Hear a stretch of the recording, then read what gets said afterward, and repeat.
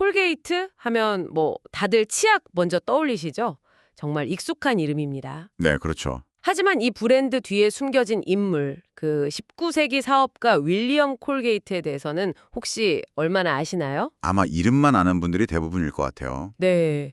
그의 이야기가 사실 단순한 창업 성공담, 뭐 그런 것 이상이거든요.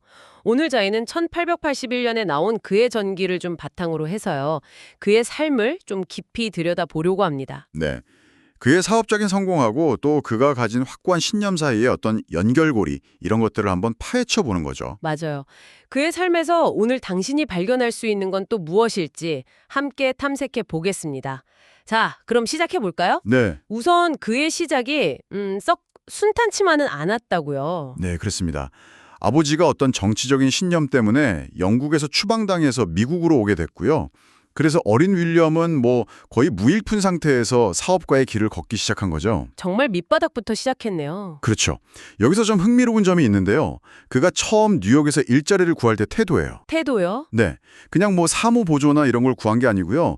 비누 제조업자한테 가서 저는 이 사업을 제대로 배우고 싶습니다. 이렇게 접근했다는 일화가 있어요. 아, 단순히 그냥 지시받는 직원이 아니라 정말 사업의 본질을 배우고 싶었다는 거군요. 네, 맞아요. 처음부터 그런 자세였던 거죠.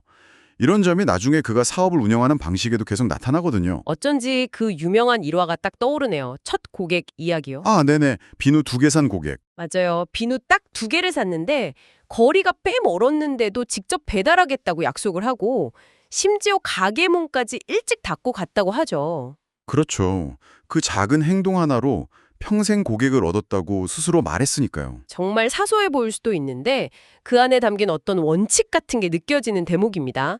고객과의 약속은 반드시 지킨다 뭐 이런 거요. 네.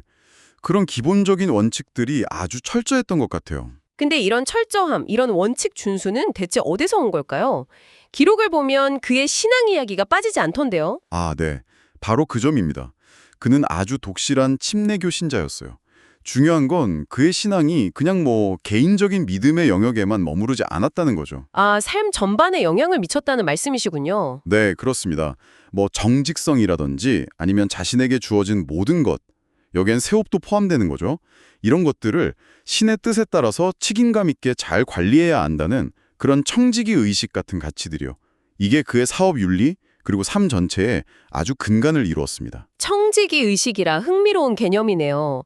불을 쌓는 방식뿐 아니라 쓰는 방식에도 영향을 미쳤겠군요. 당연하죠. 실제로 자선 활동에도 굉장히 적극적이었고요. 특히 교육이나 선교 지원에요. 그렇군요. 그의 그런 원칙주의적인 면모가 특히 성경 번역 논쟁에서 아주 두드러졌다고 들었습니다. 이 부분 좀 더 설명해 주시겠어요? 네, 그게 아주 중요한 사건인데요. 당시 미국 성서공회라는 주류 단체가 있었는데 여기서 성경을 번역할 때 그리스어 원어인 베프티즘이라는 단어를 그냥 소리나는 대로 음역해서 쓰려고 했어요. 아, 그냥 베프티즘이라고요? 네. 그런데 콜게이트는 그게 아니다. 원어의 본래 의미, 그러니까 물에 잠기다는 뜻을 살려서 침례, 이멀션이라고 명확하게 번역해야 한다고 아주 강하게 주장했습니다. 와, 그러니까 교단의 어떤 화합이나 뭐 번역의 편리함 이런 것보다는 원문의 의미를 정확히 전달하는 그 원칙 자체를 고수한 거네요. 바로 그겁니다. 근데 사실 그렇게까지 강경하게 나가면 당시 사회적인 분위기나 뭐 사업하는 입장에서 평판 같은데 좀 위험할 수도 있지 않았을까요? 오, 굉장히 좋은 질문이신데요. 실제로 그 문제 때문에 결국 미국 성서공회하고 결별하게 되고요. 독자적으로 성경 번역 사업을 지원하는 등 상당한 대가를 치렀습니다. 아, 역시 대가가 있었군요. 네.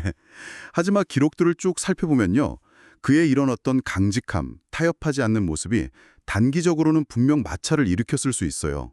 그런데 장기적으로 봤을 때는 오히려 그의 어떤 진실성, 신뢰도를 더 높이는 그런 요소로 작용한 것 같다는 거죠. 아, 역설적이네요.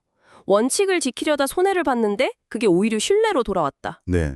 이게 바로 콜게이트 이야기에서 우리가 발견할 수 있는 좀 핵심적인 통찰 중 하나라고 생각해요. 그러니까 타협하지 않는 신념이 때로는 오히려 사업적인 평판이나 성공에 더 단단한 토대가 될 수도 있다는 점이죠. 그의 정직함이나 아까 말씀드린 자선 활동, 또 개인적인 겸손함 같은 것들이 당시에 널리 알려져 있었거든요. 결국 정리해보면 윌리엄 콜게이트는 정말 막대한 사업적 성공을 거둔 인물이지만 그 성공이라는 게 그의 아주 확고하고 때로는 정말 타협을 몰랐던 신념과 절대 분리해서 생각할 수는 없다 이런 거군요. 그렇죠. 어떻게 보면 정직과 원칙 자체가 그의 가장 강력한 브랜드였을지도 모릅니다. 와, 정말 그러네요. 주는지 궁금하네요. 그의 삶은 오늘날 우리가 고민하는 비즈니스 윤리라든지 또 성공과 신념의 관계, 그리고 이 복잡한 세상 속에서 원칙을 지키며 산다는 것의 의미에 대해서 참 깊은 질문들을 던져줍니다. 네, 맞아요. 마지막으로 저도 이런 질문을 한번 던져보게 되네요. 눈앞의 어떤 화합이나 단기적인 이익을 위해서 원칙을 어느 정도 타협하는 게 현실적인 지혜일까요? 아니면 때로는 정말 큰 손해를 감수하더라도 그 원칙을 끝까지 고수하는 것이 결국 더 오래 지속되는 가치와 유산을 남기는 길일까요?